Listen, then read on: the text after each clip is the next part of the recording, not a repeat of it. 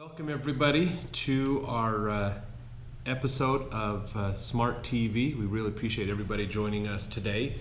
Today is going to be a special Smart TV episode because what we're going to do is open it up to you as the viewers and let you ask us questions about online marketing. So this will be a fun one to ask questions that you have about online marketing, email marketing, social media, websites, SEO, digital media, other things like that. We'll be more than happy to answer those questions. So please follow along with us. Ask those questions. If you want to use the hashtag SMRT TV, you can as well, and ask those questions using the hashtag on Twitter. We'll keep up with that feed as well and do our best to answer all those questions as they come in. So we're live on YouTube. We're live on Periscope and Twitter. We're live on Facebook as well. So thanks everybody for joining us. We really appreciate that. So if you have questions about online marketing, please feel free to ask them, and we're here to answer those questions for you today. So it's going to be a lot of fun. One question that came up pretty early is when is the best time to post on social media?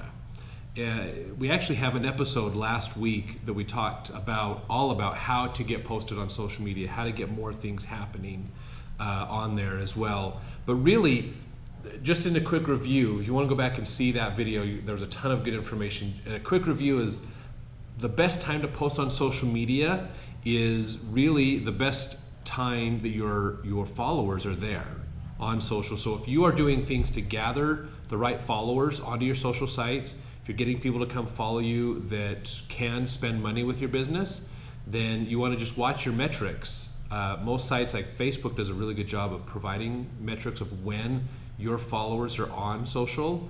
The other sites are catching up a little bit on those too. But watch when people respond to your content. Try different times of the day, different types of content, and start dialing it in as to when those people are on. And that's where you're going to find the best information on how to know when is the best time to post on social. So there's not just one best time to post. Different industries, different social sites are big factors in there. If you're B2B and you want to use LinkedIn during the day, during the week is going to be better. If you are B2C, you're using Facebook or Twitter, then you might want to do mornings, and then evenings are really good. So if you have something that does a lot on the weekends, then you want to probably do Thursdays and Fridays more often.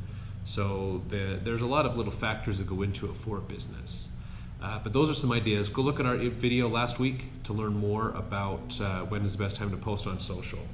So keep those questions coming. If you have other questions about online marketing you'd like us to answer, we'll be more than happy to do that. Another one, let's see, should I auto post across my sites? I'm assuming that what you're talking about on that is that you want to be able to create one post and have it go across all your sites.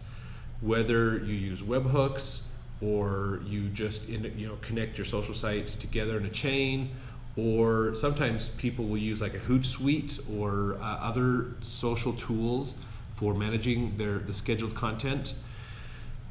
A lot of people think that creating one post and having it blast across all your sites is really effective. And time-wise it is. It really is effective to just put out one piece of content and have it shared across all your sites at the same time. That way the message gets broadcast to everybody, you've got lots of things happening. The reality is it actually is a very bad thing when it comes down to strategy, okay? So it might seem like it's saving you time to just kind of blast it out there all at once, but the reality is it's not actually going to help your marketing strategy better.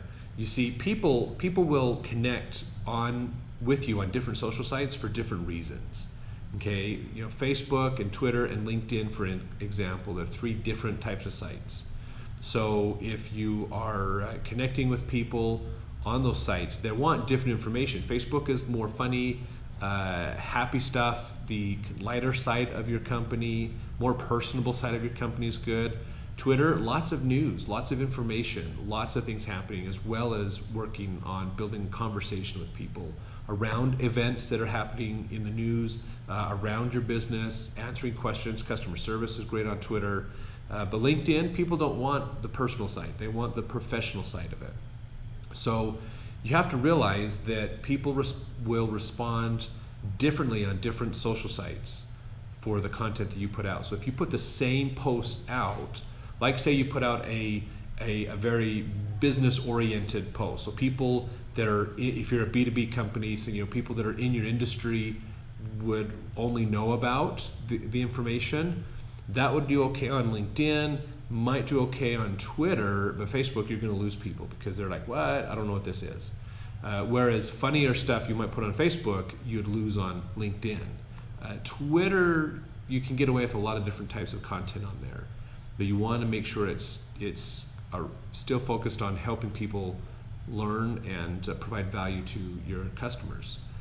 So the other thing to think about too is time on site. Just like that last question, when is the best time to post? If you blast all your content at the same time every day, you are not going to be effective at getting to the right audience. People that are on Facebook are going to be on at different times of the day looking at it than people on LinkedIn or Twitter or even Pinterest. So you have to realize that, okay, is that people are on different times. Some employers don't mind if their employees get on social media, so they might be on all day long. If that's not the case, if they're workers where they can't be at a computer all the time, they don't want them on their phones checking their stuff, or maybe there's a lot of sensitive stuff at their office and so they can't use social media, then before and after and on weekends is probably going to be a better bet to catch them. So just realize that what we recommend when you put out your content is think of who is this post going for? What is the purpose of this post? Why are we even posting it? What is the value of this post to our followers?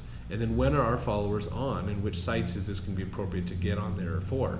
That is really what's going to help you to make sure you get that out there. So you're probably going to create, ideally what you want to do is start creating content for each site. So some sites you can mix that content and go back and forth on and share it, but don't do it as a standard thing. You want to look more genuine and more unique across all of your sites. The other nice thing too is the more sites someone follows you on, the more diverse content they're going to get from you, the more they're going to see your business. And so that's a huge factor. If you put the same post out on everything, you're going to get a limited number of followers, because the people that are going to follow you on Facebook and they say, oh look, they're on Twitter, let's go follow on Twitter. Oh look, it's the same content. We see them on LinkedIn, same content. We see them on Pinterest, they're just putting a picture to it, but it's pretty much the same content. The problem you're going to run into with that is that people are just going to go, oh well, if it's the same content across all your sites, then I'm only going to follow you on the one site that I want to follow you on. There's no point in following the other sites because it's all the same. So you really start to pigeonhole your followers by doing that, and that's going to really limit your strategy as far as doing your online marketing. So make sure that you have a diverse content that's going out. That's really going to help more people see your content, encourage more people to follow you on multiple sites, because you're going to get different perspectives of your business, different sales pitches, different ideas about your products and services. And that will help more people see you more often, thus allowing you to get more followers and more exposure on a daily basis. So if you have questions, we're answering questions the whole time today for our Smart TV episode. So let's do a refresh on Twitter. If you want to follow SMRT TV is the hashtag, and we are answering questions. If you want to ask them on Periscope, if you ask them on Facebook, we are on YouTube Live as well. So feel free to ask away at any questions you have on online marketing, and we're answering those today as well. So here's another good one. How do I get my content to go viral? This one comes up, we don't hear it a ton, but we do hear this one pretty often where people just want to go, man, I just want to get my content out there. It's a good question. It's a really good question to have. Because that's really, a lot of businesses really want that to happen. We want our content to go just everywhere and be seen by everybody, get lots of likes and views, and more people to come in and see our business. The challenge is to make something go viral is really difficult. Most things go viral on accident. You didn't intend it to go viral, but it happened. So you just want to look out for that. Sometimes there's scandal, there's news that'll come up that could cause it, and maybe that's not the kind of virality you want, is news, have your business in the news. Maybe there's something going on in a local area and you're helping a business out. There's a lot of different reasons that posts and content go viral. Maybe you caught a good trend on social media and you got it out there. It could be that you did something really, really good. There's all kinds of stories of businesses who have really good customer service. Like they do something that is amazing. They have some amazing customer service and it just spreads. Okay, and in the flip side too, amazingly poor customer service will get you spread too. So virality of content isn't something that's easy to manually do. There are ways to help out do that. Like if you have access to lots of, if you nurture, well, start with influencers, nurture a lot of contacts with influencers, have a lot of people that you can share that out with, and then they'll spread it with their followers and so on and so forth. If you have some kind of a network you can get through, would be great. Building groups, like on a Facebook group, having Twitter lists, groups on LinkedIn is another way to encourage your content to be seen by more people. So that'll increase those chances if you have more of that content going out all the time. So that makes a big difference. The other thing to consider is catching those trends. If you catch a really good trend, if you find something that really resonates with people, that'll help out. So whether you've made a funny little commercial that you've got out there in front of lots of people, something that would resonate, maybe around a holiday you do something funny, celebrity stuff happening, maybe there's a movie debut and so you get your office staff to get together and you make a funny spoof trailer on a new movie review that just gets out there and goes crazy. So there's a lot of things like that can happen. Look for those kinds of trends is a good way to get your content to get seen by a lot of people, and have something worth sharing. That's really a big part of it, is if you're putting out content that people want to share, that they want to share, put out there to their friends and family, then that's a more likely that you're going to get it shared out. So valuable content, things that they go, oh, I want to show this to my friends and family. Either it's hilarious or it's something that's inspiring or amazing. Those kinds of things are great. Video customer testimonials are always nice to do as well. So those are good things to do also. So consider some of those things to help out. So Messenger, oh, this is an interesting question. Facebook Messenger. So there's a lot of messenger apps out there. This is a huge trend that is happening for online marketing, is using messenger apps. WhatsApp, Facebook Messenger. Apple is now getting more into monetizing their text messages with the different emoji now and GIFs and other things. There's really a lot you can do with this, and getting this is very hyper local and hyper personal marketing. Now, just as most of us realize, we hate giving our phone numbers out and our emails out and our address out to advertisers. And why? Because we're going to get hit with a whole bunch of junk, and we don't want that. So we have to realize with messenger apps, it's the same thing. People do not want to get a whole bunch of spammy text messages from a business. That's terrible. That's totally terrible. Okay, that's old school marketing. We don't want to do it. What you want to do is be very meaningful about the posts that you make, about sharing with them through these messenger apps, because these messenger apps aren't one-to-many. Meaning, like Facebook is a one-to-many platform where you put out one post and it gets out and lots of people see it. Twitter is a one-to-many as well. What a messenger app is a one-to-one relationship. So you want to, make sure that you are being very on purpose with that message. It's not just, hey, I want to get a bunch of text messages from my followers or my business people because we want to spam them. We want to just send marketing to them. That's not appropriate. If you have a special, if you have a coupon, something that would be valuable to them, they go, oh yeah, I'd like that deal. Great, you can send those, just not super often, okay? And the other thing is people don't want a business to talk to them all the time. So you don't need to message people all the time for certain things. You can ask them about service, customer service things. You can ask them about their last purchase from you, would be good. You can do other types of things like that to help you in improving your customer experience. Make it personal. If they bought something, then there's other stuff that you want to do. Here's another question here. Want to help sell? Oh, nope, sorry. That's not a business we're interested in getting in. But there are things you can do. I'd say for that one, it was a question somebody asked about selling marijuana online. Most states, in the United States at least, you'll have a really hard time legally doing that without getting into problems. So you want to be careful with that.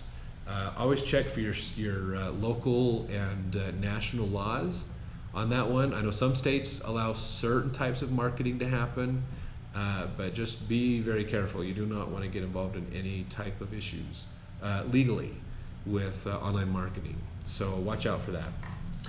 So let's see, how can I get more people to see my posts without paying for ads? Well, this kind of goes back a little bit to what we talked about earlier about the viral posts, as well as when is the best time to post. Paying for an ad for your content to be seen isn't necessarily bad. So a lot of this goes back to how most sites, social sites, use algorithms these days. And because of that, sometimes it's harder for content to be seen. Like it's historically known all the time that on Facebook, content is going down. Your organic content has been lowering and having problems. So we want to be careful with that. Part of it is just Facebook's getting bigger. The thing we want to really be aware of is the fact that you need more valuable content. Okay, the content that got you by last year isn't guaranteed to get you by this year. So if you want to get more people to see your ads without you having to pay to boost those posts, then you need to make sure it's valuable content. More valuable content, the better. That's going to make a big difference for you. So we've got a few more minutes left. If anybody has other questions about online marketing, let us know. We'd love to answer those questions. And check the Twitter stream too. So SMRT TV is the Twitter hashtag that we're using. You can also ask questions after our episode. If you have other questions on online marketing, let us know. We're on pretty much all the social sites, so we are here to help you with your understanding social media. One thing I would tell you about doing things online is realize there's two major things you have to realize. One is you need a process. You need to have a definable, measurable process in place to help you know if your marketing is being effective or not. Okay, just jumping on Facebook, just putting out an ad or things isn't going to cut it. You're going to end up wasting a lot of time and a lot of money doing that. So what you want to do is make sure that make sure you have a plan in place. Okay, what are your goals? What are your objectives? What is it you want to accomplish with your online marketing? And document that. What do you expect when you're done with your campaigns? What are the outcomes you want to have on online marketing? What are the platforms that you believe, based on your research, are going to be the best platforms to be on? Have a plan in place is huge. That's the biggest thing about online marketing is people do not have a plan in place, and they don't make sure and test their plan. If you put out stuff on social, you want to drive them to your website to make purchases, go make sure your website works. We see this often in our business when we're working with a company. They'll ask us to come in and help them set up their online marketing, and we'll realize that their purchase page is broken. Oh, well, no wonder somebody's not buying. Your purchase page is broken, or you're sending them to the wrong site. So let's make sure that all the steps work. Okay, so define it, your goals and outcomes, set up a process to accomplish them, and make sure those work, and audit it from time to time. Check those different processes out, the steps of your process, to make sure that everything is still functioning. Okay, especially if you see major changes in the results that you're getting. Always go back and double check and make sure everything is there, so that you can. We just make sure that all the pieces work, and if you have a major change, it could be because some of those systems broke. The link doesn't work, or your website has a problem or something. So check all those. So thanks for joining us today for our online marketing and the questions, answering people's questions. If you want, we're gonna of course post this video, so it'll be up on our YouTube channel later this week, so you can go back and watch it and get these questions answered for you as well. So if you have other questions about online marketing, always feel free to reach out to us on our social media sites, as well as the hashtag SMRT TV. We'll be more than happy to answer those questions. So stay tuned for some fun next week. In fact, we're going to have a really good episode next week. Let me find my list here, and I'll tell you what's coming up for next week. Oh, so next week we're going to actually take a bit of time and talk about virtual reality and augmented reality and how that influences online marketing. So what can a business do to help use virtual reality and augmented reality for their business to help out? So we're going to have some fun with this, so stay tuned. If you have questions about that, let us know, and we'll do our best to incorporate those into the next episode next week. Thanks for watching, everybody. We appreciate it, and we look forward to seeing you next week for another episode of Smart TV.